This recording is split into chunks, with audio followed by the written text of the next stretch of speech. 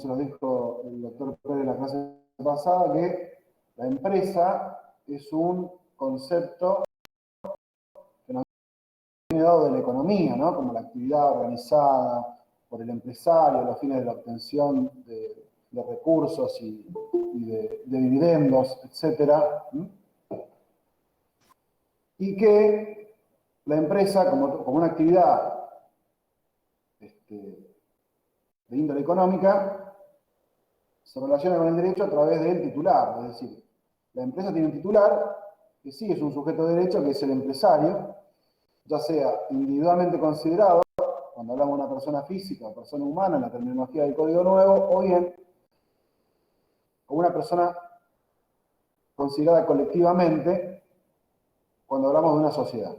De modo tal que la relación que hay entre, como nos pide el programa, entre empresa y sociedad, es la relación que hay entre el titular de la sociedad, cuando es el empresario, digamos, considerado de manera colectiva, y la actividad que realiza a los fines de la obtención de beneficios económicos.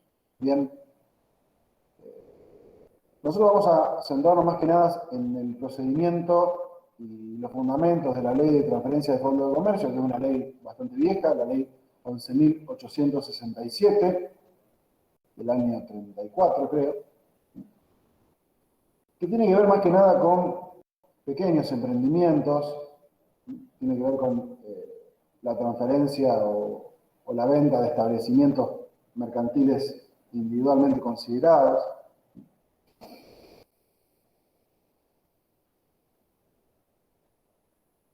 Hay otras formas de transferir una empresa o una actividad.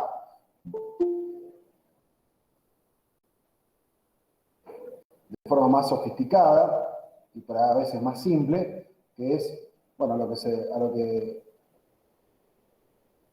se dedica la doctora y la clase de la doctora, que tiene que ver con la transferencia de paquetes de accionarios o paquetes, digamos, accionarios de control dentro de una sociedad a otro grupo o a otro accionista a los fines de que tome control de una determinada sociedad, siempre y cuando exista una empresa en marcha dentro, que sea, digamos, desarrollada por esa persona jurídica. Bien, pero bueno, en el caso que nos ocupa nos vamos a abocar más que nada al tema del fondo de comercio, su determinación, su definición, su conceptualización, y luego a la ley que regula la transferencia del fondo de comercio. Cuando hablamos de fondo de comercio, la ley no define qué es un fondo de comercio, sino que enumera más que nada sus elementos. Si ustedes leen la doctrina, van a ver que algunos autores la definen como un concepto económico, el de fondo de comercio, como un conjunto de fuerzas productivas, derechos y cosas que, tanto interior como exteriormente, se presentan como un organismo con cierta unidad, ¿verdad? Porque ¿a qué nos referimos cuando hablamos de fondo de comercio? Nos referimos más que nada a el emprendimiento de un comercio generalmente de cercanía. Más allá de que puede haber un fondo de comercio, puede haber fondos de comercio con de mayor envergadura. Tenemos que diferenciar, porque nuestro Código de Comercio derogado hablaba de fondo de comercio, de hacienda y de establecimiento mercantil como sinónimos. Pero tenemos que hacer alguna pequeña diferenciación entre lo que es para nuestro ordenamiento normativo el fondo de comercio de lo que es para otros ordenamientos como el italiano, en el cual la hacienda, que es un concepto que tomamos del derecho italiano, tiene una significación diferente. Nuestro fondo de comercio es bastante más que el concepto de hacienda. Digamos que, según las palabras de Fontana Rosa, hacienda era el substractum material de la empresa, es decir, los bienes físicos, de los cuales se vale el empresario a los fines de llevar adelante su empresa. Es decir, que únicamente nos referimos en ese caso, en el caso de la Hacienda, a bienes de tipo material. En cambio, nuestro concepto de fondo de comercio incluye mucho más, porque incluye no solamente bienes materiales, sino también bienes inmateriales. ¿A qué nos referimos con los bienes inmateriales? No solamente a la clientela, sino también a los derechos intelectuales, las marcas, las patentes, la tecnología, etcétera. De modo tal que, haciendo, digamos, una diferenciación, tenemos que entender que nuestro concepto de fondo de comercio es mucho más que el concepto de hacienda, que es un concepto que más que nada nos viene dado del derecho italiano. En cuanto a la naturaleza jurídica, a ver, sin perjuicio de que por ahí lo van a encontrar en los libros, bueno, apuntes como sinónimos, ¿no? Hacienda, establecimiento comercial, fondo de comercio, etc. En cuanto a la naturaleza jurídica, rápidamente, digo que se han dado algunas teorías. Una primera teoría es la teoría llamada atomística. La teoría atomística, creo que de autores alemanes, decía que en realidad el fondo de comercio, la hacienda, es un conjunto de elementos heterogéneos que no tienen vinculación entre sí, que no sea la pertenencia a un mismo titular. Es decir, que es un conjunto de bienes, o de elementos, si se quiere, que no tienen vinculaciones entre ellos, sino que lo único que los une es la pertenencia a un mismo titular, que básicamente es el empresario, ¿verdad? El titular de ese fondo de comercio. Luego tenemos otra teoría, que es la teoría llamada del patrimonio autónomo.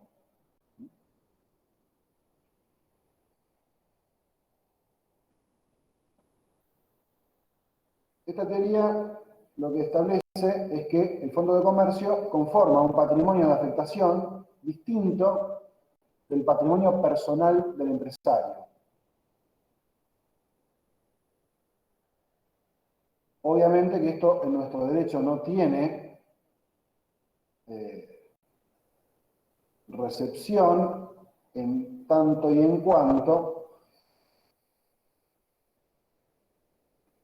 el empresario responde por las deudas del fondo de comercio también con su patrimonio propio, ¿sí?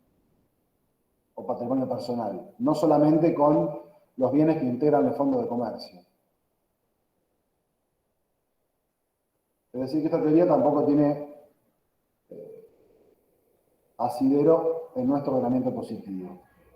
Por otro lado, tenemos la teoría de la personalidad jurídica, que dice que el fondo de comercio es un sujeto de derecho, también de autores alemanes,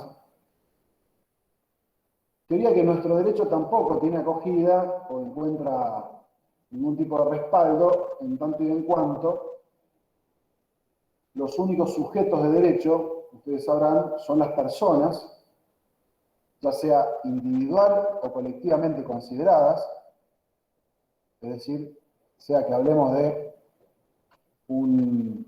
una persona física, en este caso estamos hablando de un empresario, o una persona jurídica, cuando hablamos de una sociedad.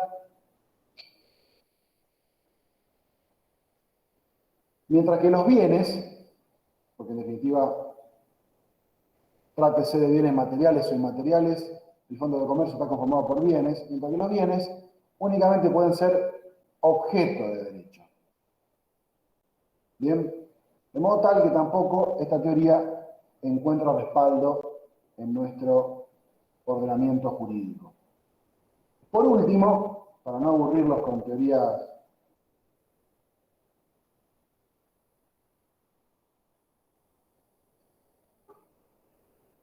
digamos, de naturaleza jurídica,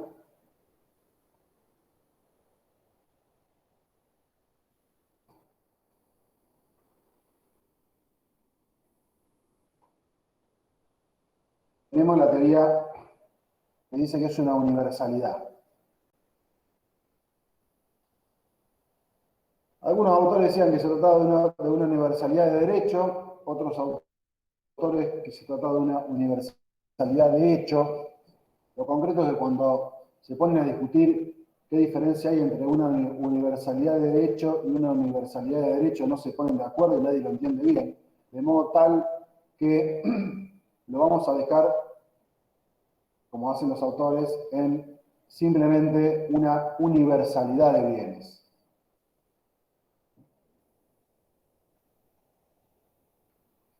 Es un conjunto de bienes que se presentan interna y externamente como una unidad, como una universalidad, sin que sea una persona jurídica, sin que sea un patrimonio autónomo.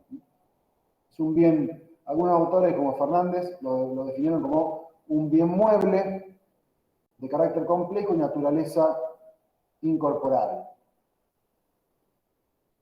Digamos que es un bien mueble de carácter complejo, esta universalidad.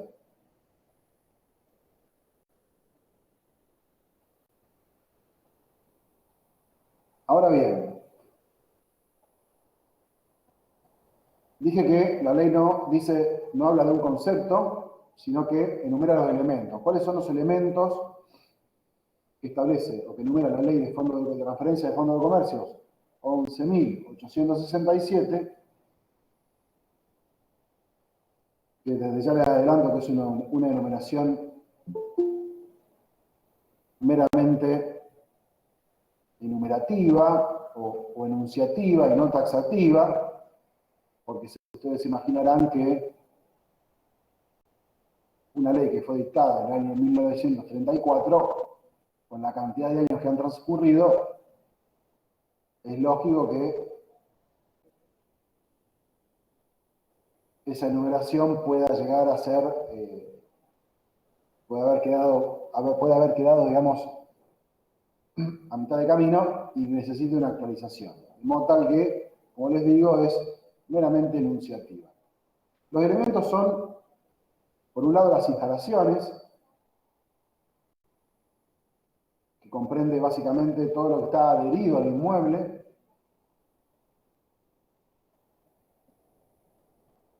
más todo lo que sea maquinarias, muebles y útiles, un concepto que ustedes contablemente lo tienen claro. Los automotores, inclusive la jurisprudencia los ha llegado a incluir dentro del concepto de instalaciones. Inclusive la jurisprudencia habla de las líneas telefónicas. Obviamente nos estamos remontando a épocas en las cuales tener una línea telefónica fija era un valor agregado para un fondo de comercio y para una casa en general. A ver, yo no lo viví, pero hace muchos años era así. Otro elemento son las mercaderías, que tiene que ver básicamente con el objeto o con las cosas cuya venta constituye el objeto de la explotación, o sea, lo que vende y lo que se vende en ese comercio.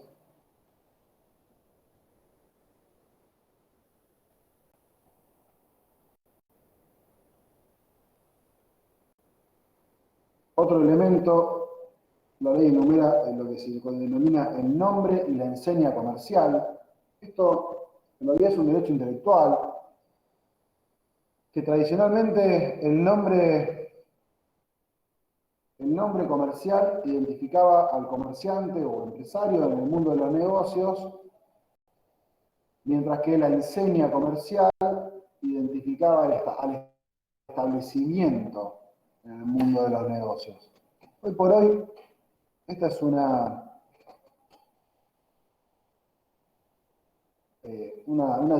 explicación que ha quedado un poquito desactualizada, y cuando hablamos de nombre y enseña comercial, lo más lógico es referirnos a las designaciones, que es un derecho intelectual que tiene menos fuerza que una marca, y que está en los artículos 27 y 28 de la Ley de Marcas. Una designación es un derecho intelectual que, a diferencia de la marca, no se adquiere con la inscripción, sino que se adquiere y se pierde, se adquiere con el uso.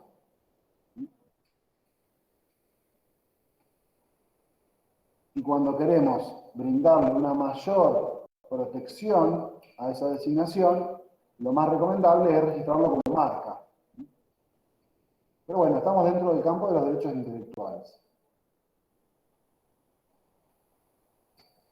Otro elemento es el elemento llamado clientela, que es un elemento que además forma parte de otro elemento que no está enumerado en la ley, pero que de un concepto más abarcativo que se denomina la llave del negocio, que está compuesto por la clientela, por la ubicación, el prestigio, la calidad de los productos. Y básicamente la llave del negocio es la capacidad que tiene ese fondo de comercio para producir beneficios a su titular.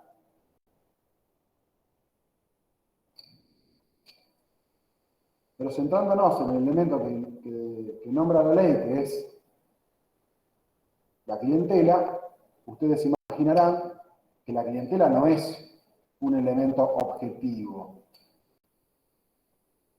¿Esto qué significa? ¿A usted les parece que se puede transferir la clientela como se transfiere una exhibidora? ¿Se puede obligar a la clientela, sea ocasional o de paso, a seguir comerciando con un negocio luego de que este negocio fue vendido? No, evidentemente no. ¿Con qué se vinculará entonces este elemento clientela? Como elemento integrante del fondo de comercio.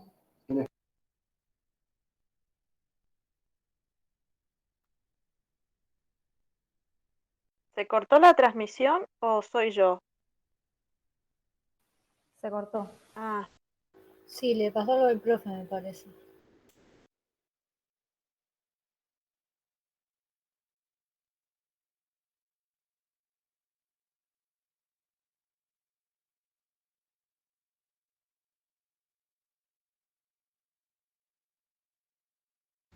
Está muteado, profe, no se escucha. Sí, perdón. No sé por qué con el Meet cada 2 por 3 me pasa lo mismo. Es como que se me apaga la cámara, tengo que salir y volver a entrar a la reunión. Con Zoom no me pasa, pero con el Meet me pasa. Bueno, avísenme, manden un mensaje porque a veces yo sigo hablando y pues, sigo hablando solo. Les decía, o manden un mensaje o díganmelo, porque recién justo yo parece que sigo escuchando, pero nadie me escucha ni me ve. Les decía, la clientela, ¿a ustedes les parece que cómo se aplicará cómo juega este elemento del fondo de comercio?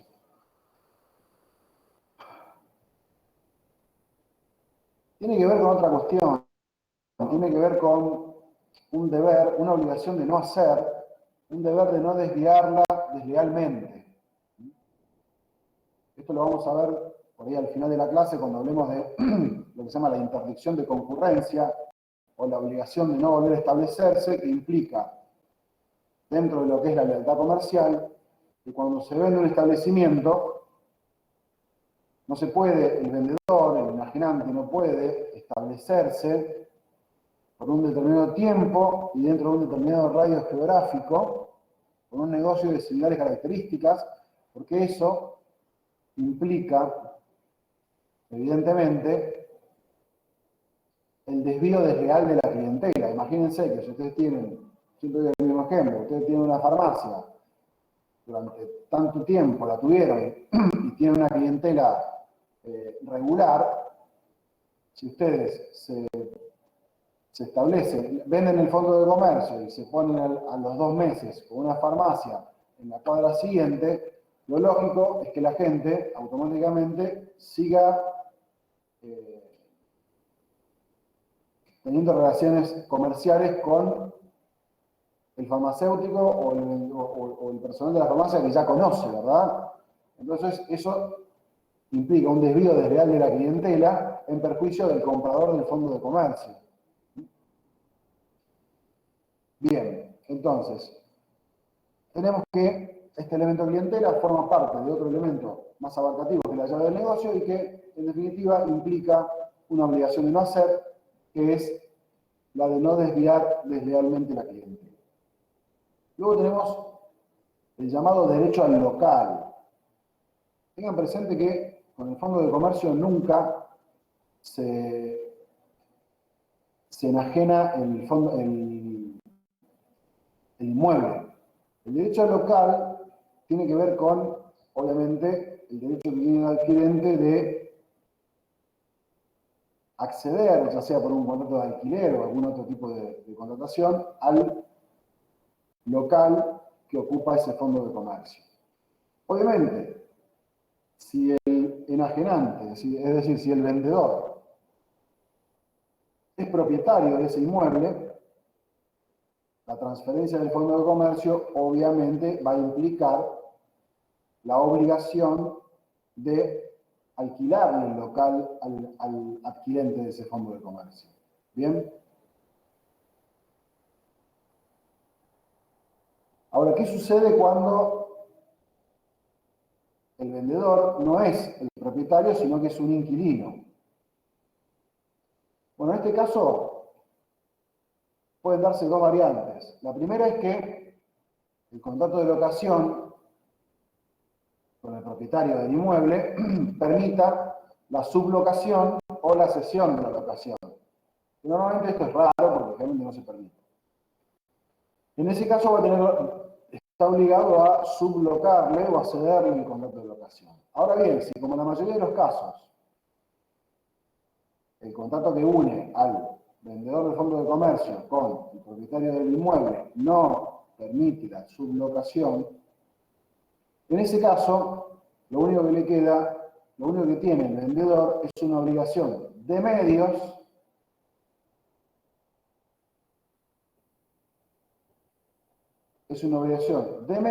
de gestionar ante el propietario del local un contrato de alquiler para el comprador.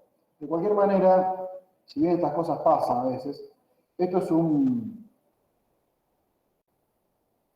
caso de laboratorio porque normalmente el comprador del fondo de comercio va a tratar de asegurar de que existe,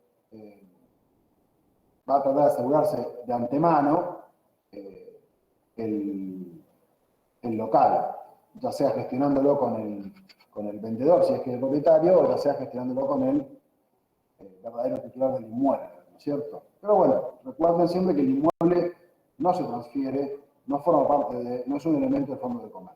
Otro elemento que tenemos son ya derechos intelectuales, como son las patentes de invención, las marcas de fábrica, los dibujos y modelos industriales, que son aquellos que distinguen estéticamente a los productos, las distinciones honoríficas, que tienen que ver con los premios que haya podido ganar el establecimiento, y dice la ley, los demás derechos derivados de la propiedad comercial e industrial o artística. Y acá tenemos, entre otros, los derechos de autor derivados de la ley 11.723, etc. Bien. Con respecto a la ley de transferencia de fondo de comercio, antes de empezar a abordarla, les quiero comentar por qué se dictó. Porque siempre cuando uno habla de una ley en general, no es por hacer historia, pero tiene que explicar sucintamente cuál es el motivo del dictado de esta ley. ¿Por qué se dictó la ley 11.867? Que, se lo digo sucintamente, lo que viene a traer es un procedimiento de publicidad, cuando se vende un fondo de comercio, a los fines de preservar el derecho de los acreedores del fondo de comercio, es decir, sobre todo de los proveedores de mercadería del fondo de comercio y de gastos generales del fondo, de modo tal de que estos puedan cobrar sus créditos directamente del precio de venta. ¿Por qué se dictó esta ley? Esta ley se dictó porque antes de que se dictara esta ley, sancionar esta ley, podía suceder de que de la noche a la mañana el proveedor que normalmente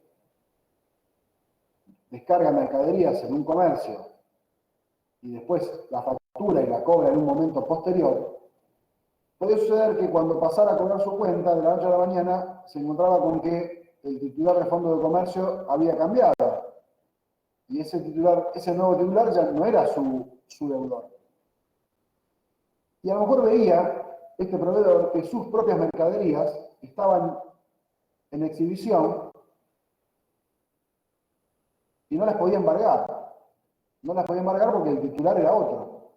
Y como son bienes muebles, no tenían manera de probar que esas mercaderías no estaban pagas y que eran...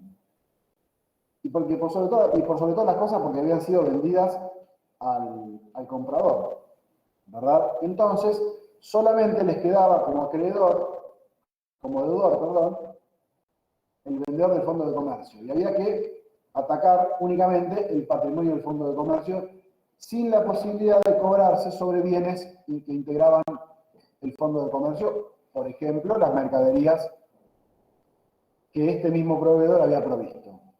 ¿Se entiende? Es como que había un vacío, una insuficiencia dentro del ordenamiento positivo para poder atacar los bienes que el mismo proveedor había entregado a ese fondo de comercio y que por el solo hecho del cambio de titularidad ya no pertenecían a su deudor principal y por ende no podían atacar al nuevo propietario porque esos bienes ahora integraban el patrimonio de ese propietario. ¿Está bien? Esa es la razón de fondo del dictado de esta ley. Bien. Entonces, ¿cuáles son los fines de la ley? Fundamentalmente la protección de los acreedores. ¿Los acreedores, cualquier acreedor? No, los acreedores del fondo de comercio, o sea, aquellos que tengan créditos en concepto de venta de mercaderías y gastos generales del mismo, como dice el artículo 8 infine de la ley.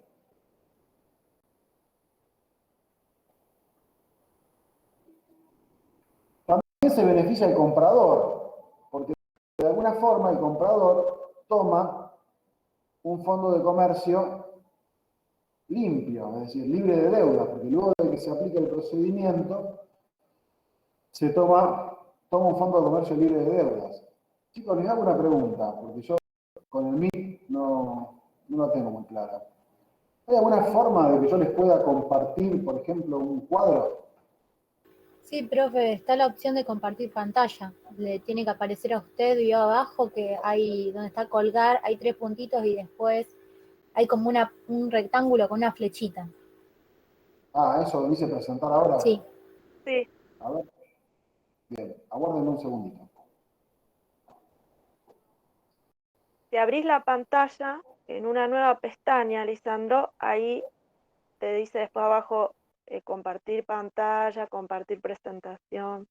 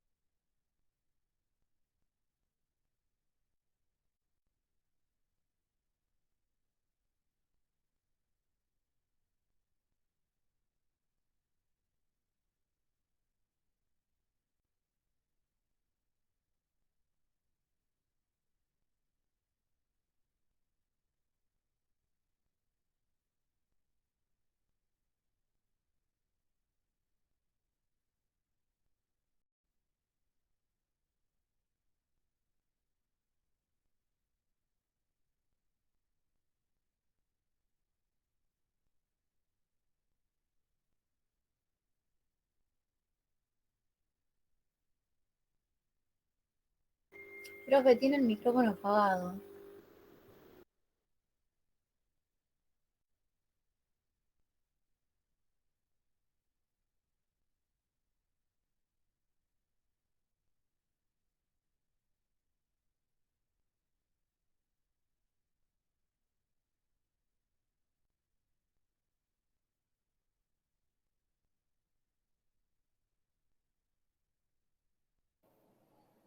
Ay, Dios, cómo se me complica todo con esto.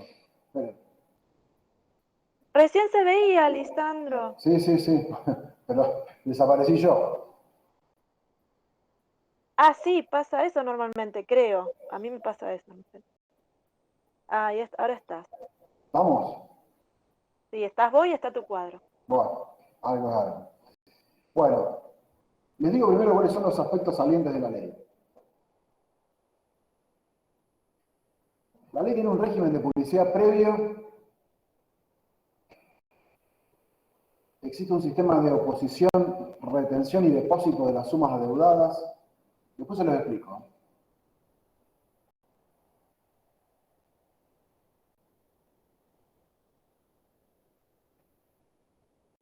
Hay una presunción también iure de iure, es decir, que no admite prueba en contrario, en cuanto a toda entrega de dinero, obviamente, hecha al vendedor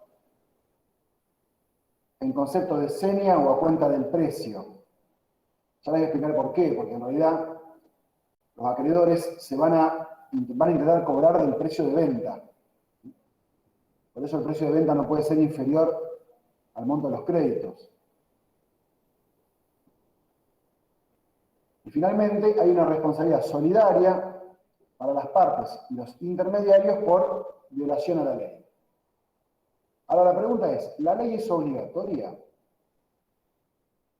¿Es de aplicación obligatoria? Es decir, ¿qué pasa si no se aplica esta ley? Este procedimiento que ustedes ven ahí. A ver, como toda ley sí es de aplicación obligatoria. El tema es qué pasa ante el incumplimiento. ¿Es nula la venta? Es la pregunta. No, la venta no es nula. La sanción que impone la ley es la solidaridad por todos los créditos que resulten impagos y hasta ese monto, es decir, que una solidaridad, la responsabilidad es solidaria pero limitada al monto de los créditos impagos de todos los participantes, es decir, comprador, vendedor y si intervinieran escribano y martillero también.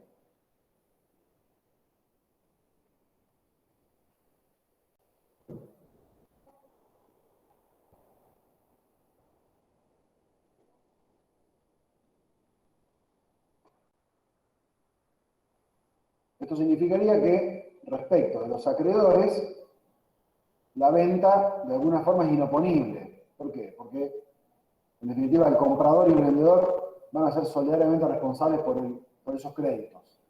Por eso les decía que también una de las ventajas que tiene es que el comprador, cuando se hace el procedimiento, recibe un fondo de comercio libre de deudas, en principio, ¿no? Salvo que haya algún pasivo oculto. Y también, como este procedimiento tiene un régimen de publicidad, también de alguna forma interesa a los terceros, porque los terceros van a conocer a ciencia cierta, porque esto se publica no solamente en el boletín oficial, sino también en uno o más periódicos del lugar, cuando se produjo la transferencia del fondo.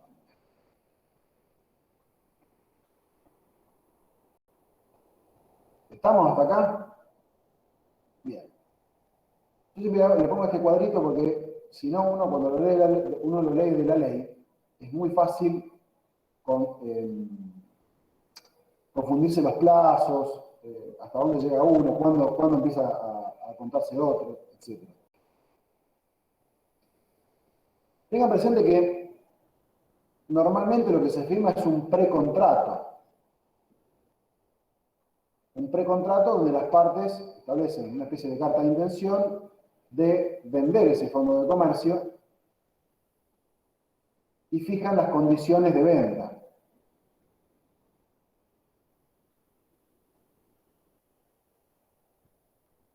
De manera previa también,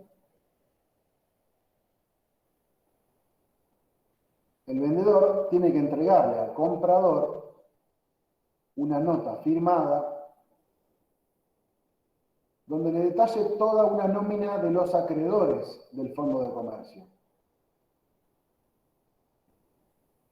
En esa nómina tiene que estar el nombre, apellido, el monto por el cual resulta acreedor, si ese crédito está sujeto a plazo o no.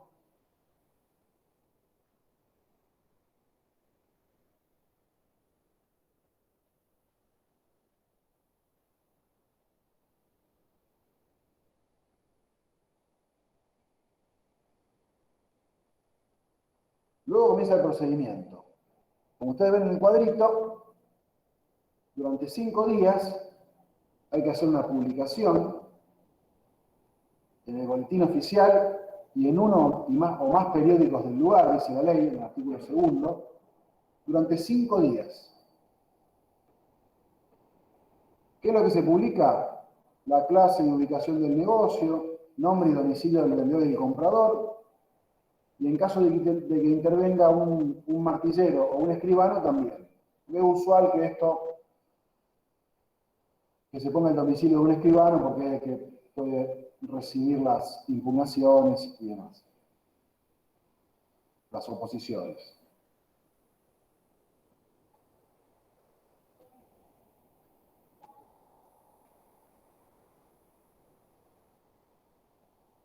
Luego viene un periodo de 10 días, una vez que termina el periodo de publicación de edictos, empieza a correr un periodo de 10 días corridos, a los fines de que los acreedores, ya sea los que están en la nómina firmada por el vendedor o cualquier otro, efectúen la oposición.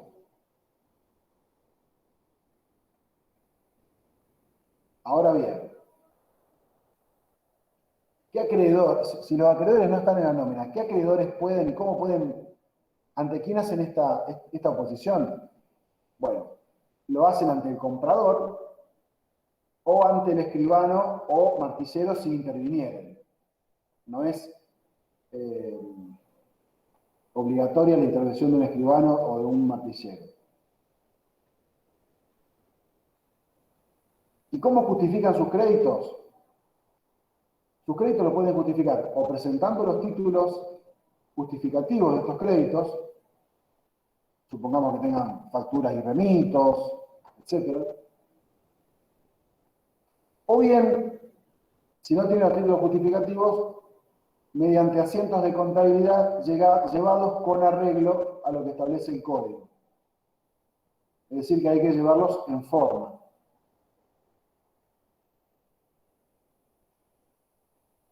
Eso está en el artículo 4, al final.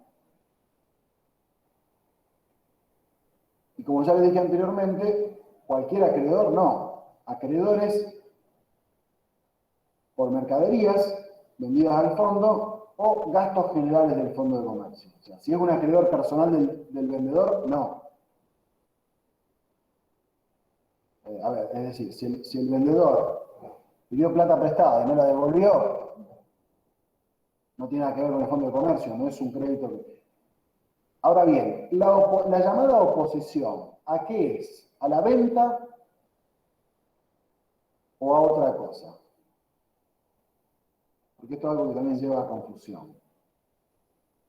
¿La oposición es a la transferencia o a otra cosa? ¿Se puede oponer a alguien? ¿Yo me puedo oponer a que otras dos personas realicen un acto jurídico?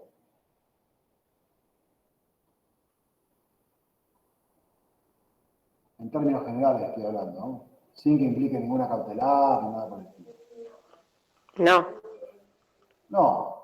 No me puedo oponer. Entonces, esta llamada oposición no es una oposición a la transferencia, es una oposición al pago. ¿Por qué? Porque como los créditos, el precio de venta no puede ser inferior al monto de los créditos sumados, los de la nómina que firmó el vendedor, más aquellos de la oposición es a que el comprador le pague al vendedor por el monto de ese crédito. ¿Qué es lo que le dice el acreedor? El acreedor dice, señor comprador o señor escribano, retenga la suma de 50.000 pesos, porque yo tengo facturas y remitos por mercaderías vendidas al fondo que no me han pagado. Reténgalo del precio de venta y deposítelo en un banco, en una cuenta bancaria.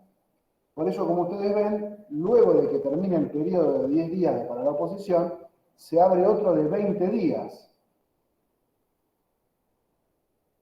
Una vez que terminen los 10 días de la oposición, el comprador, supongamos, o el escribano, tienen que depositar el monto total, la sumatoria de todos los créditos correspondientes a los acreedores que ejercieron la oposición y depositarlos en una cuenta bancaria. Y ahí, a partir de ese momento, los acreedores tienen 20 días para trabar los embargos correspondientes. Que ahí ya esos embargos van a tener que ser solicitados a un juez, van a ser probablemente embargos preventivos, se lo van a solicitar a un juez a los fines de que el juez trabe embargo, cautele esa suma y después tendrán que iniciar el juicio correspondiente a los fines del cobro. Sin perjuicio de esto, la ley establece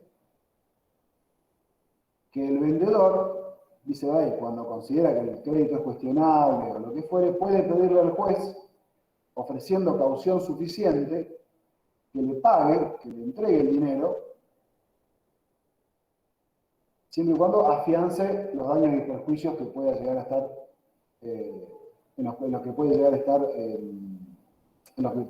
los daños y perjuicios que le pudiera ocasionar al acreedor.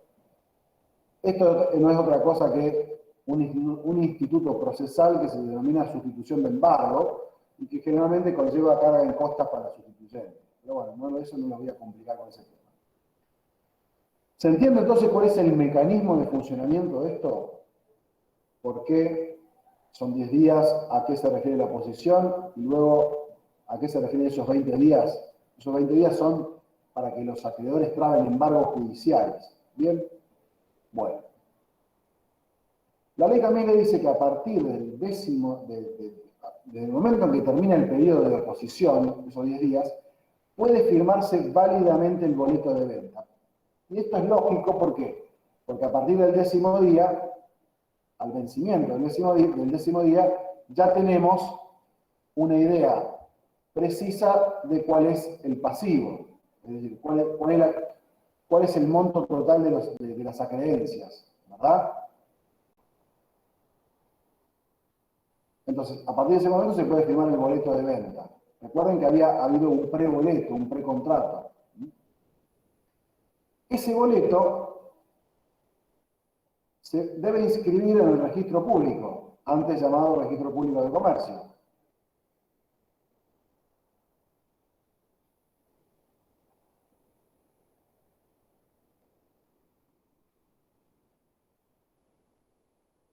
Le dice 10 días para la inscripción. En realidad, esos 10 días son para que se refiere a que desde la firma del boleto hay 10 días para que el día que se inscriba tenga efecto retroactivo al día de la firma. ¿Eso qué significa? Si lo inscribo hasta el día 10, desde el momento en que venció este plazo, en el registro público tiene efecto retroactivo respecto, obviamente, de terceros, porque entre las partes tiene efecto desde el momento de la firma, tiene efecto respecto de terceros desde el momento mismo de la firma del boleto. Ahora, si yo lo inscribo en el registro público de comercio el día 11, respecto de terceros va a tener efecto desde el día 11 en adelante. ¿Me entiende? ¿No? Esto es simple. Vencido el plazo de 10 días de la oposición, que ven ahí en el cuadrito, se puede firmar el boleto. Supongamos que lo firmamos el 10 de septiembre. Tenemos hasta el 20 de septiembre para inscribirlo en el registro público de comercio. Si lo escribimos el 20 de septiembre, esa inscripción tiene efecto respecto de terceros desde el 10 de septiembre. ¿Está? Ahora, si lo escribimos el 11, el 12, el 13, el 14 de septiembre, respecto de terceros, va a tener efectos desde la fecha de inscripción. Desde el 11, el 12, el 13 o el 14. Y claro, después de los 10 días se pierde ese beneficio del efecto retroactivo. ¿Está?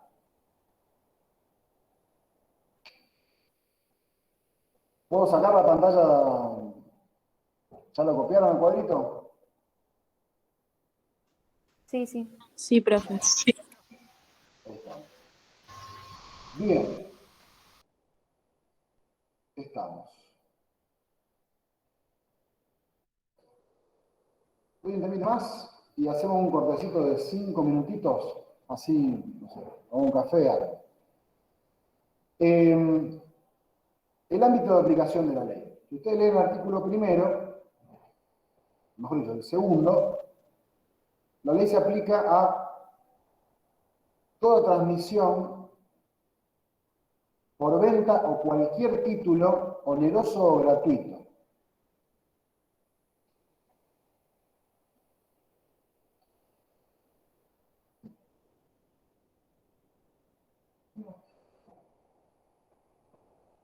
Esto significa que si se aplica a transmisiones por título gratuito, lo cual es lógico, nos está faltando algo en el procedimiento. Si nosotros nos vamos al procedimiento este, que acabamos de mencionar, nos estaría faltando algo respecto de los cuales agarraron que tiene que ver con la posición de los acreedores. Si hay una donación, por ejemplo, ¿qué nos está faltando?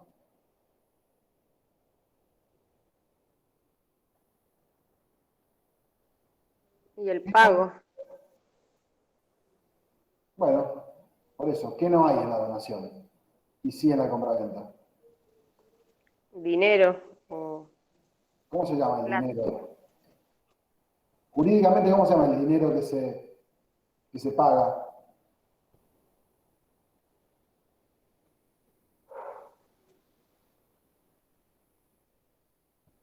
Que es un elemento esencial en el contrato. Precio se llama. Ah, No hay precio. Entonces, en el caso de la donación, en el caso de la permuta,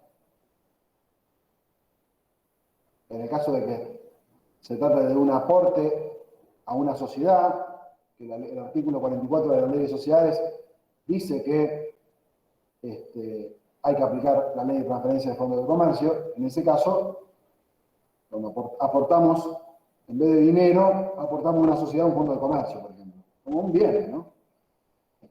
Como podríamos aportar un inmueble o cualquier otra cosa. ¿Qué pasa en este caso? Bueno, evidentemente, la ley es de aplicación por imperativo legal.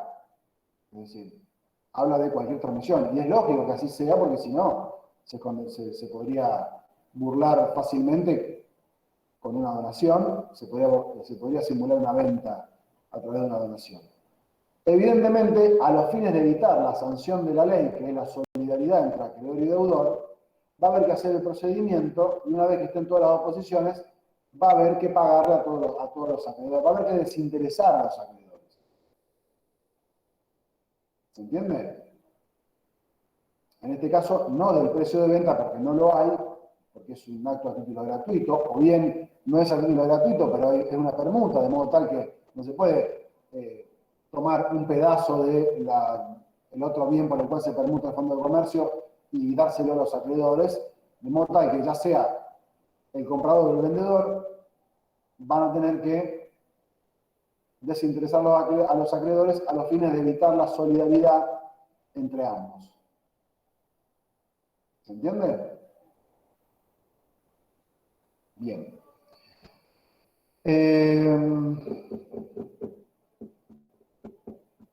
Hay una excepción, que en realidad no es una excepción, sino que es simplemente la doctrina y la jurisprudencia han dicho desde siempre que no es que no se puede, sino que no es necesario aplicar la ley de transferencia de fondos de comercio, que es en el caso, ¿ustedes qué tipo de transferencias, imaginen lo más general de todo, conocen?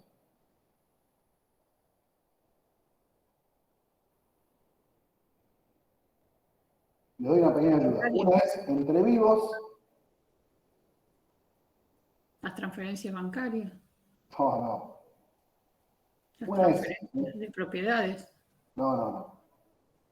En términos generales, entre vivos, cuando la transferencia sea entre dos personas que están vivas, y la otra es, ¿cuál? Mortis causa. Cuando una persona fallece y hay herederos que lo heredan, reciben los bienes a título gratuito, salvo que tengan un cargo, etc., es otra historia, pero esa transferencia de propiedad no es entre vivos, sino que es mortis causa, por causa de muerte. En este caso, se ha dicho desde siempre que no es necesaria la transferencia de fondos llevar adelante el procedimiento de transferencia de fondos de comercio por una sencilla razón, porque el procedimiento sucesorio ya contiene normas tanto de publicidad como normas protectoras de los acreedores, de la sucesión, ¿verdad? Cuando una persona muere, ustedes les comento que cuando una persona fallece, lo que se llama el juicio sucesorio consta de, a grosso modo, dos grandes partes. Lo que es la declaratoria de herederos, que es un procedimiento de publicidad donde se hacen algunos trámites, se publican edictos. El juez llama a los herederos, legatarios y acreedores del difunto a que vengan a ejercer sus derechos a la sucesión. Digamos que ahí tenemos un régimen de publicidad y se publica en el boletín oficial.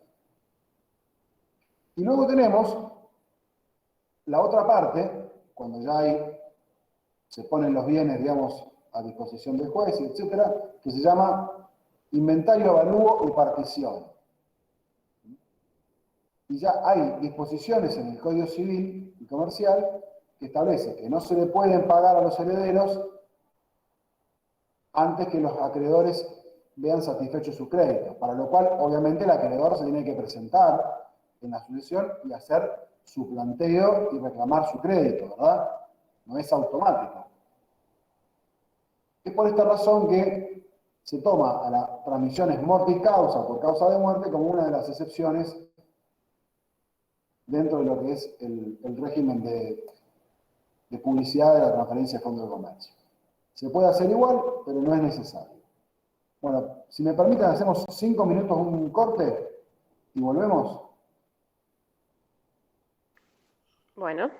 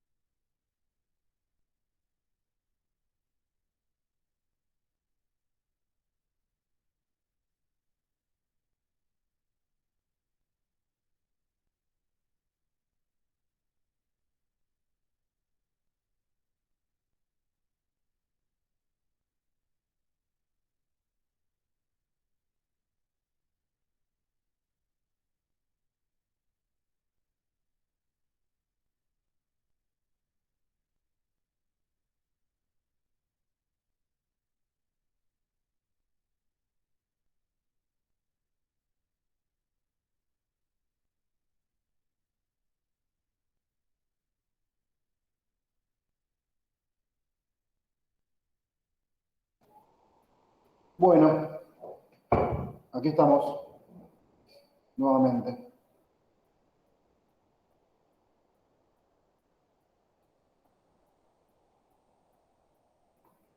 Bien.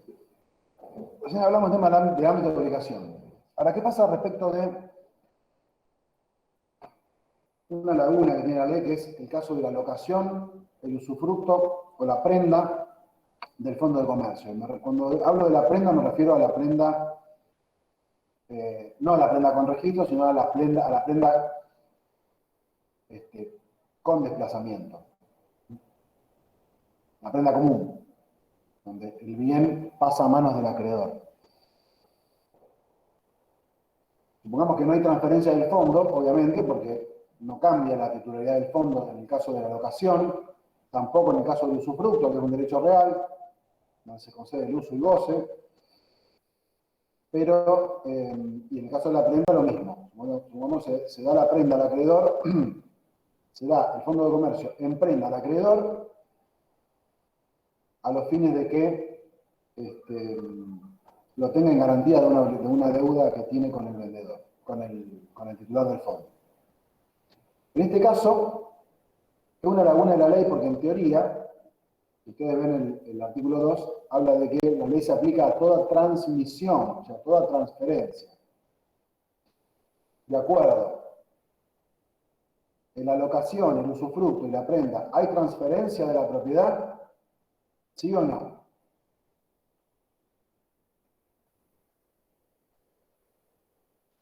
No. No. No hay transferencia de la propiedad. Entonces, lo que hay que ver es, ¿hay posibilidad de perjudicar a los acreedores? Si llega un día y un acreedor y se encuentra con un locatario del fondo de comercio, ¿qué le puede embargar algo? ¿Le puede embargar las mercaderías, por ejemplo? La mercadería que le entregó hace 2 días atrás.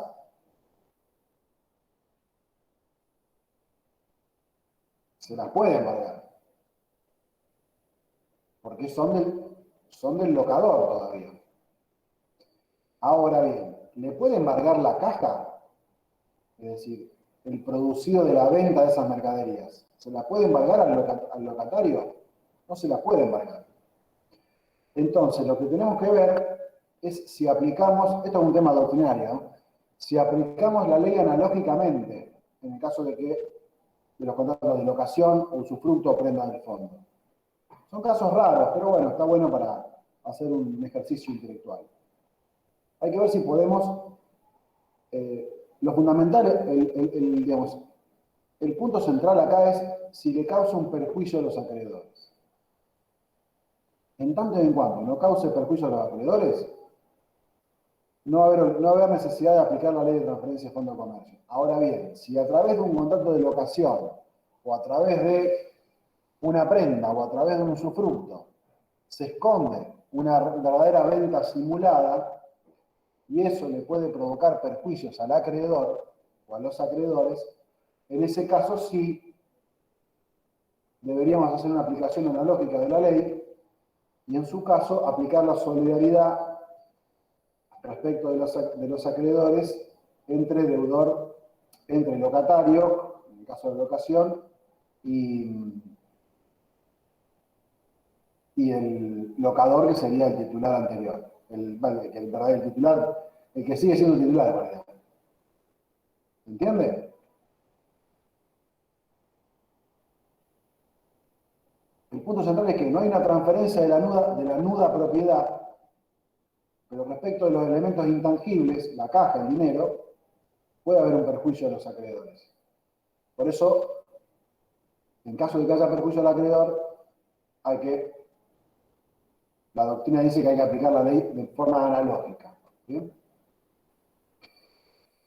Bien. ¿Qué pasa en el caso de transferencia parcial? Es decir, cuando no se transfiere el fondo como una unidad, sino que se van vendiendo los bienes en forma separada, individualmente considerados, pero sin implica una transferencia total.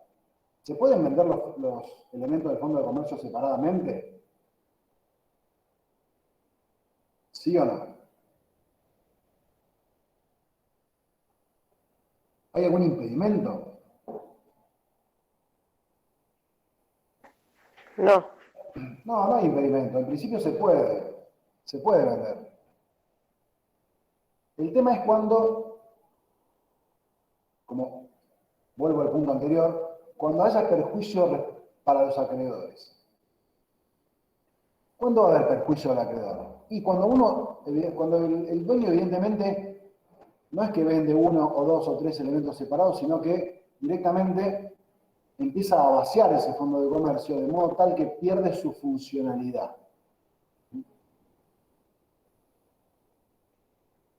A ver, si ustedes tienen, no sé, un kiosco y venden la caja registradora, las exhibidoras,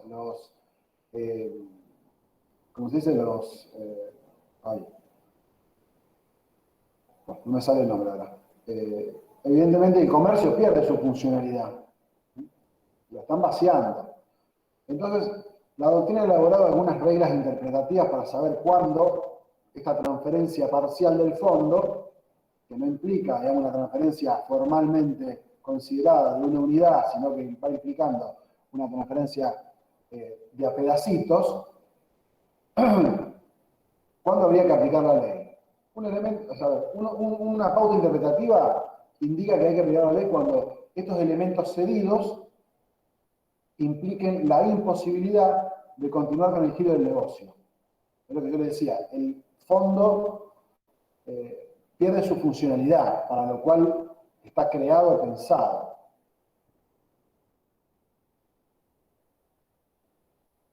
Otra pauta interpretativa que puede darse o no siempre es que el adquirente de esos elementos quede en condiciones de proseguir con el giro del negocio. Y por supuesto, siempre tiene que estar el elemento subjetivo, que es la capacidad para perjudicar a los acreedores.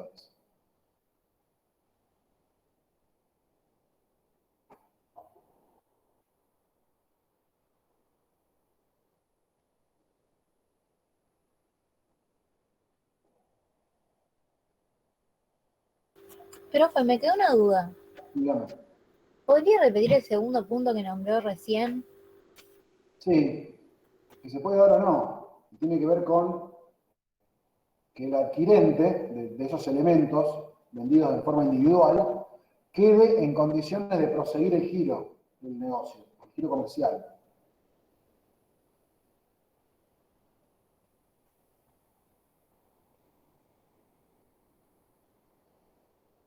¿Estamos?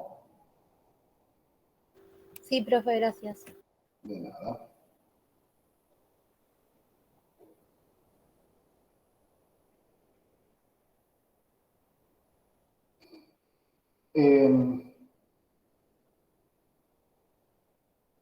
¿Qué pasa con la situación de algunos acreedores especiales, como por ejemplo los trabajadores y el fisco?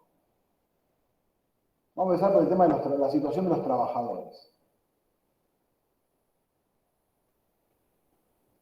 ¿Habrá que aplicar la ley de transferencia? ¿No habrá que aplicar la ley de transferencia? ¿Ustedes qué piensan respecto de las deudas que puedan tener con los empleados del fondo?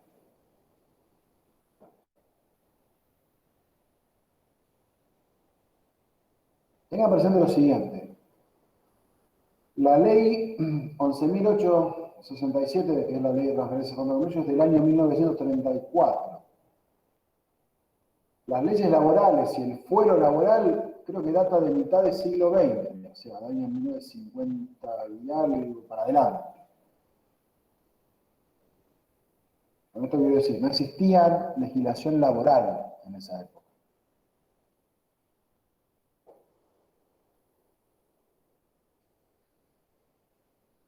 Bueno, como pauta general, nos tenemos que remitir a la ley de contrato de trabajo, la 2744, que establece, básicamente, en su artículo 225, que el adquirente de un fondo de comercio, de un establecimiento comercial, no es un nuevo empleador, sino que es un sucesor en la relación laboral, como principio general, me refiero. ¿Qué implica que no es un nuevo empleador y que es un sucesor en la relación laboral a los fines prácticos?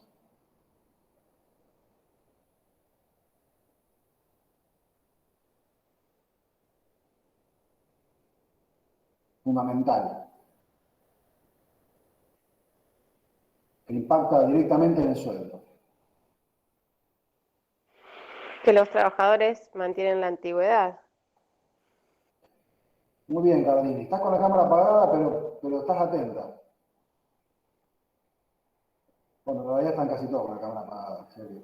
Sí, la apagué porque estoy alimentando a la gordita, solo por eso. Si no la prendo, no hay problema. No hay problema.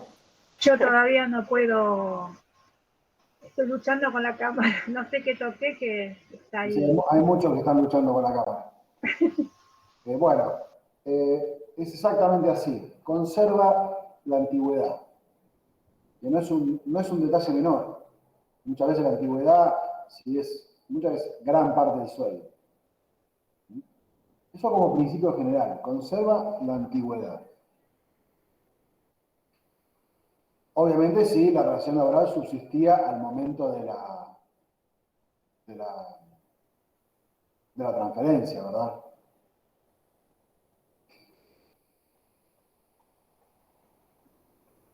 Y establece un régimen de... Profe. Sí, Disculpe, el adquiriente, ¿era un sucesor cómo? es un sucesor de la relación laboral. No es un nuevo empleador. Porque si fuera un nuevo empleador, comienza una nueva relación laboral y empieza sin antigüedad. Cuando es un sucesor de la relación laboral, toma la relación laboral como la venía teniendo el anterior titular del Fondo de Comercio. De modo tal que el comprador, en principio, le tiene que respetar la antigüedad. ¿Se entiende? Y pagársela, obviamente. Ese es Sí, el profe, punto. muchas gracias. Claro, ese es el punto central. Se transmite la relación laboral y las deudas, aún las no vencidas.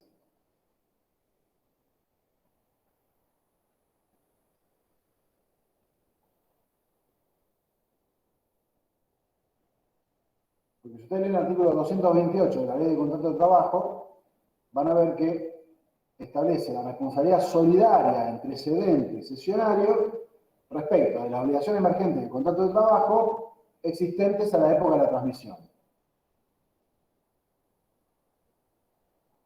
Y no solamente las que existentes al momento, sino las que se produzcan con motivo de la transmisión. Por ejemplo, si al trabajador le debían vacaciones, como decirle cualquier cosa, ¿no? Cualquier rubro, el adquirente se las tiene que conceder. Y también las deudas que se originen con motivo de la transmisión y que no fueren abonadas por el transmitente. Por ejemplo, si el trabajador es despedido con motivo de la transferencia, supóngase que lo despiden para que el comprador adquiera un fondo sin empleados. El comprador es solidariamente responsable por la indemnización que no le pagó el vendedor. O sea que no es un dato menor. Ustedes me dirán, ¿es justo o no es justo? No es otro tema, pero es así.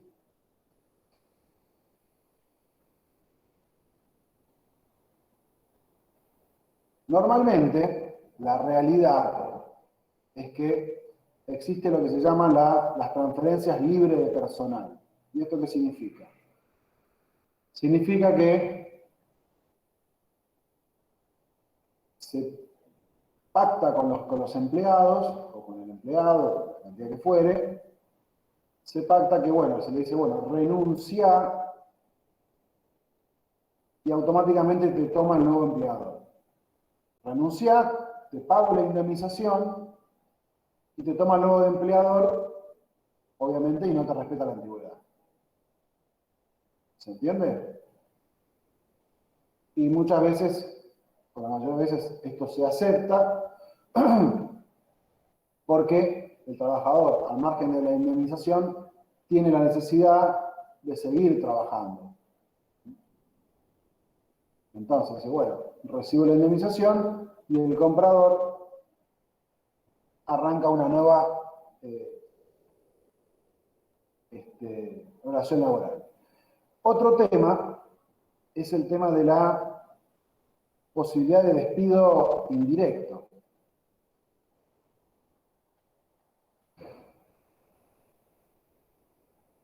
Desde ya les digo que todas las obligaciones que se generen luego de la transmisión son a cargo del adquirente, ¿no? Ahí ya se corta la solidaridad. Luego tenemos la posibilidad del despido indirecto, que es el artículo 226 de la Ley de Contrato de Trabajo, que dice que el empleado, el trabajador, se puede dar por despedido si con motivo de la transferencia se le cambian las condiciones de trabajo y causando de esta forma una injuria laboral. Obviamente que esta injuria laboral tiene que tener cierta entidad, no es por cualquier causa, o sea, le tienen que cambiar los horarios, el lugar de trabajo, las tareas, y obviamente va a quedar sujeto al escrutinio judicial, pero si se le cambian las condiciones de trabajo, como principio general, si con motivo de la transferencia se le cambian las condiciones de trabajo, causándole una injuria grave, puede darse por despedido.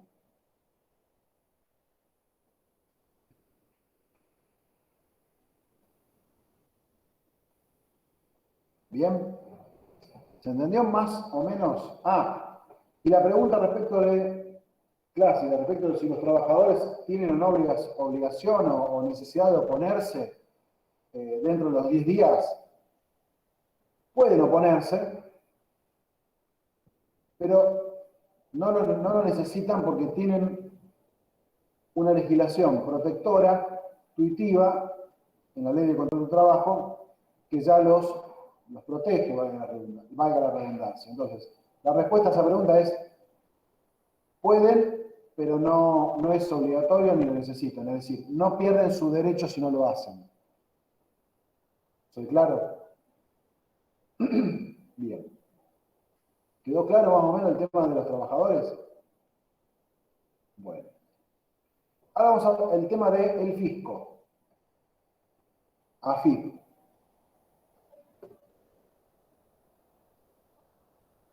Y acá nos tenemos que remitir necesariamente a la ley 11.683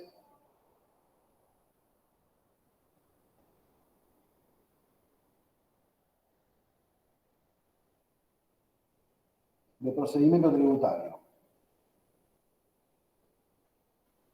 Nos metemos en un terreno más de contadores que de abogados. Esta ley en su artículo 8, en alguno de sus incisos, establece,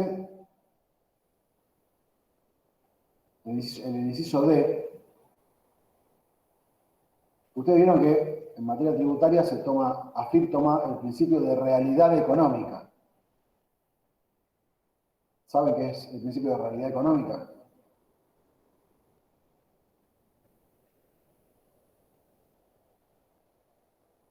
¿No saben? Te lo explico con mis palabras. Básicamente, el principio de realidad económica implica, en la práctica,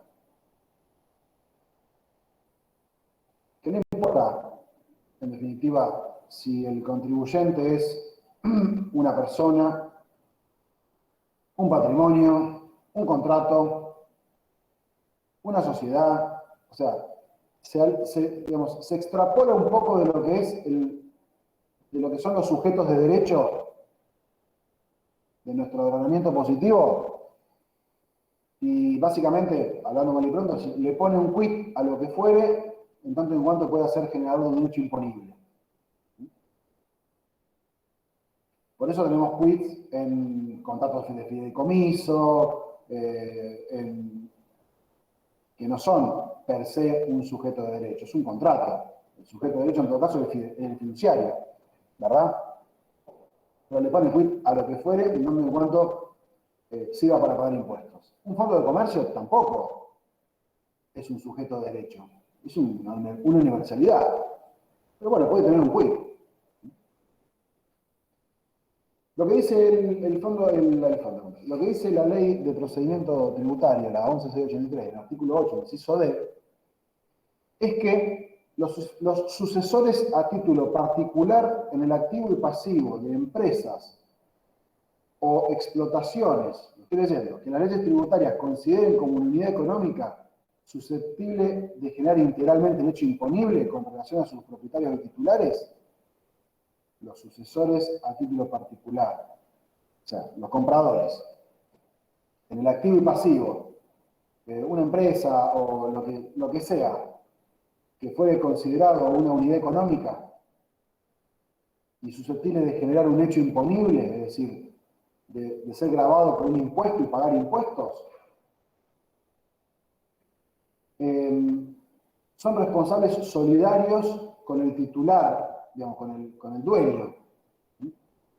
El sucesor, el comprador, es responsable solidariamente del hecho digamos, del impuesto debido por ese fondo de comercio, que en realidad es el anterior titular,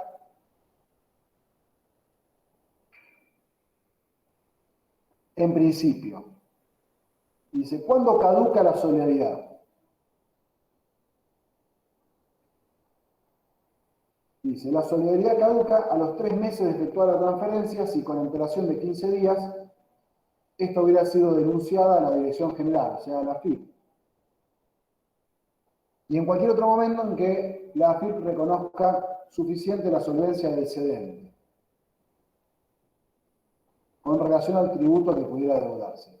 Pasado el limpio, porque les quedó la cabeza así, no notaron nada, no entendieron nada.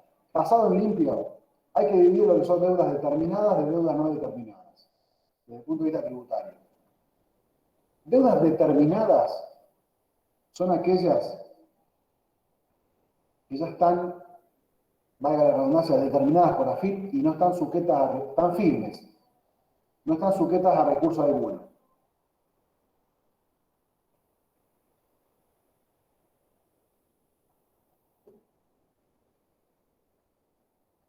Y las deudas no determinadas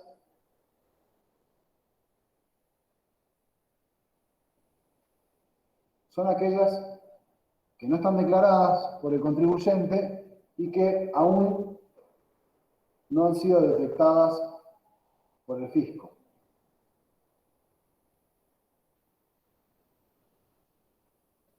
Entonces, respecto del tratamiento de las deudas no determinadas, hay que hacer lo siguiente. Según el artículo 8 este que yo les comentaba.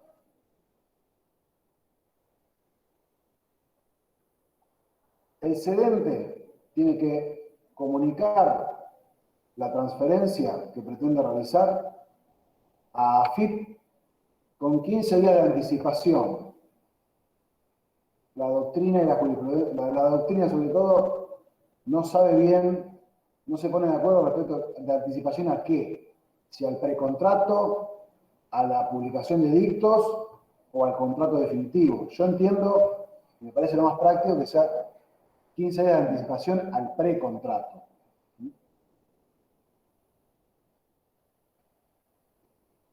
Luego AFIP tiene 3 meses durante los cuales puede no decir nada, oponerse o aceptar. Aceptar no lo va a aceptar nunca. En el mejor de los casos, para las partes puede no decir nada. Y si detecta que hay un impuesto que se debe, va a ser el planteo respectivo.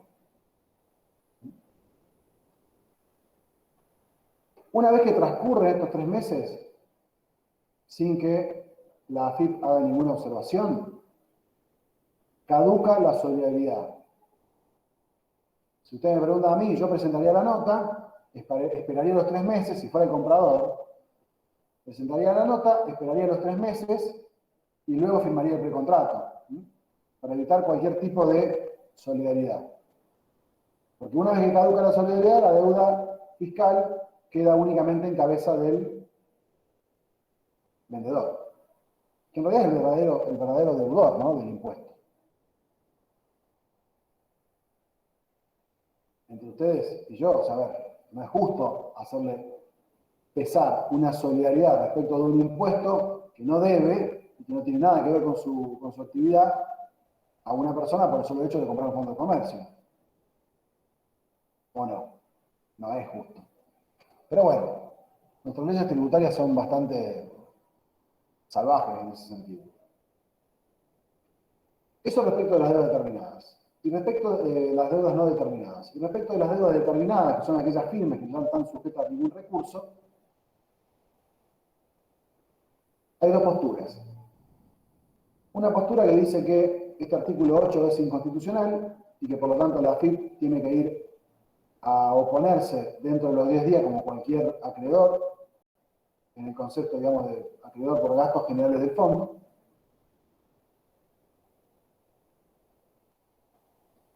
Y una segunda postura que dice que tiene que darse el mismo tratamiento que para las deudas no determinadas.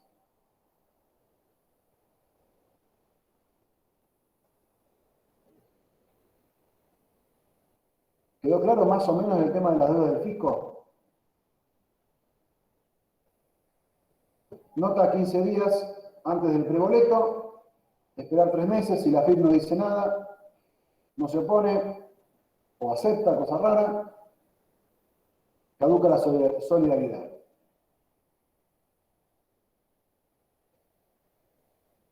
Que la AFIP se oponga o no se oponga depende, digamos, dentro de lo que es el procedimiento de la ley 11.867, es un poquito irrelevante. AFIP se maneja con sus propias normas y reglas y contra eso es difícil luchar.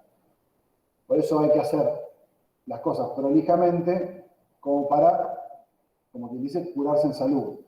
Por eso le decía, yo si fuera el comprador, nota, 15 días, espero los 3 meses y después firmo el precontrato. Cosa de no tener ningún problema. ¿Bien? Por último, vamos a el tema de este tema que estaba vinculado con la clientela, la obligación de no volver a establecerse.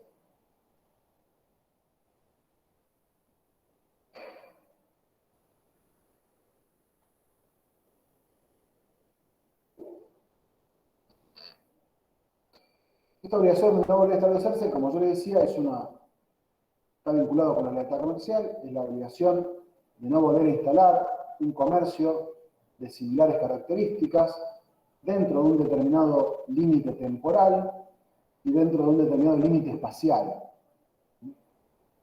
que por supuesto no puede ser, digamos, irrestricto, no puede ser ilimitado.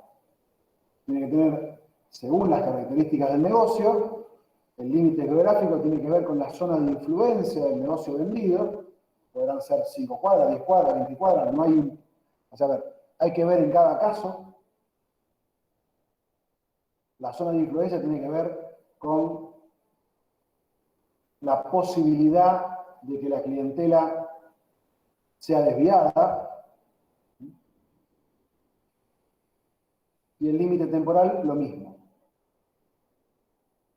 Obviamente que no necesariamente tienen que darse los dos al mismo tiempo, ¿verdad? A ver, si ustedes venden un comercio en el centro y se instalan con un comercio similar en Funes, aunque lo hagan en poco tiempo, es raro que haya un desvío de clientela, salvo que sea algo muy específico lo que vendan, ¿entienden? O sea, acá lo que está en juego es la posibilidad de desviar la clientela. Ese es el punto central, es el nudo gordiano de este tema, de esta institución. ¿Bien? Y está dado por una zona de influencia. ¿Bien? En cada caso habrá que juzgar, dependiendo de las características del negocio, la antigüedad del negocio, el prestigio, etc. Y también va a estar dado el tiempo por el cual va a estar interdicto el vendedor de volver a instalarse. Tengan presente que esa interdicción no es solamente para volver a instalarse en calidad de dueño.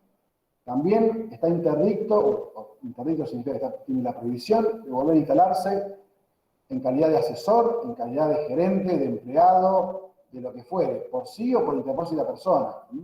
Porque, reitero, lo que está en juego es la posibilidad de desviarle la clientela al comprador del fondo. Tengan presente que esta es una facultad implícita, no hace falta pactarla. Cuando uno vende un fondo de comercio, está implícitamente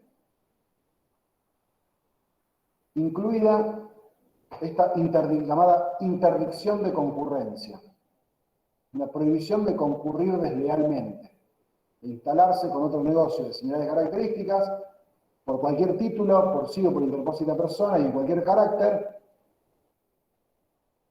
que tenga la potencialidad de desviarle la clientela. Obviamente que esto tiene un límite, que es un límite constitucional. ¿Cuál es la cláusula constitucional que nos impide que esto sea ilimitado, esta interdicción? Y obviamente el artículo que habla del, creo que 14 o 14b, no sé bien, el que habla de el derecho que tenemos todos de trabajar y ejercer toda industria lícita, ¿verdad? Por eso no puede ser ilimitado. Tengan presente también que esta es una facultad que no es intuitu persona, es decir, se transmite a los sucesivos adquirentes. ¿Esto qué significa? Que si yo le vendo el fondo de comercio a una persona y esa persona se lo transmite a otra, y yo, que soy el vendedor original, me instalo dentro del tiempo en el cual estoy interdicto para instalarme, el subadquirente de ese fondo tiene acción directa contra mí. ¿Me entienden? Y también la tiene un subadquirente por sucesión, por ejemplo. O sea, a título universal o a título particular.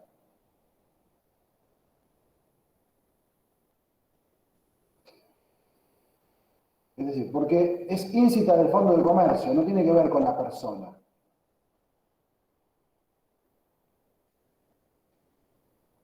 Es como que flota y se transmite a los subadquirentes. A ver, si bien esta es una facultad implícita, puede ser pactada y normalmente es pactada, ¿verdad? ¿Cuál es la acción que tiene digamos, el perjudicado por una persona porque el vendedor se le instaló? Tiene una acción de cese de la actividad con más los daños y perjuicios que le hubiera ocasionado. Obviamente que si se pactó una cláusula penal, tiene una ventaja. ¿Por qué? Primero porque no va a tener que probar el daño, porque el daño va a ser una multa. Y además porque no va a ser necesario constituirlo en mora.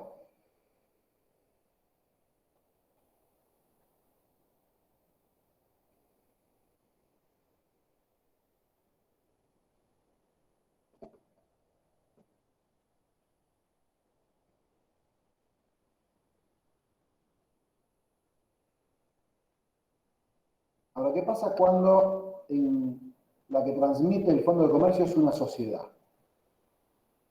¿Quedan los socios de esa sociedad, por el solo hecho de que la sociedad transmitió un fondo de comercio, vendió un fondo de comercio, quedan interdictos también a título personal? Acá la doctrina también tiene pautas interpretativas. Depende, y reiteremos, depende si hay posibilidad de desviar la clientela o no. Por ejemplo, si se trata de una SRL de dos socios y uno de los socios era el que atendía el negocio y que conocía toda la clientela, y ese socio se instala al mes siguiente a 2 cuadras con un negocio de similares características, claramente está interdicto, no lo podía hacer.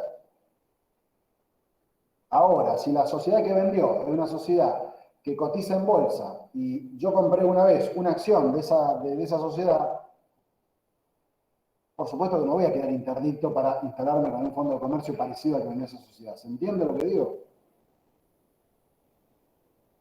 Lo que hay que determinar siempre puntualmente es si hay posibilidades o no de desviar la clientela. Y eso tiene que ver básicamente con el conocimiento personal que tenga el cliente de la persona que atiende el negocio, como pauta general, en la mayoría de los casos. Por último, el tema de los proyectos de reforma. Ha habido 3 proyectos de reforma, que podemos reducir a 2. Uno es el proyecto Michelson, que tiene la misma filosofía de la ley, es decir, la solidaridad que se corta cuando se hace el procedimiento de la ley, pero que trae algunas mejoras porque regula mejor el derecho al local, regula la interdicción de concurrencia, que es lo que hablamos recién, que esta ley no lo regula. Establece también que los bancos iban a poder ser intermediarios, aparte de los escribanos y los rematadores.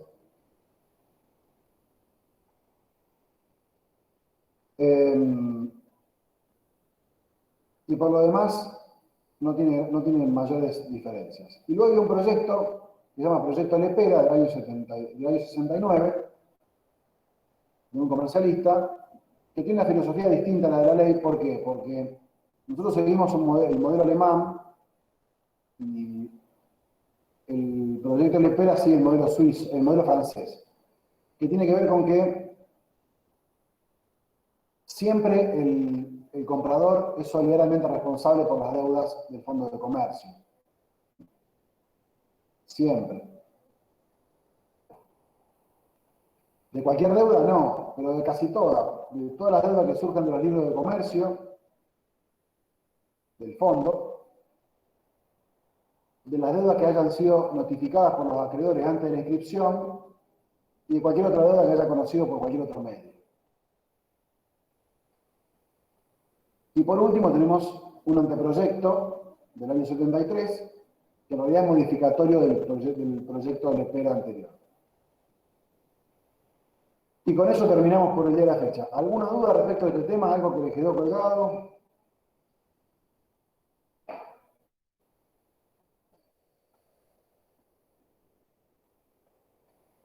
No, profe. ¿Nada? Está todo clarísimo. Bueno. Me alegro. ¿Vieron el material que hay en la aula virtual? Sí, profe. ¿Sí? Sí, sí.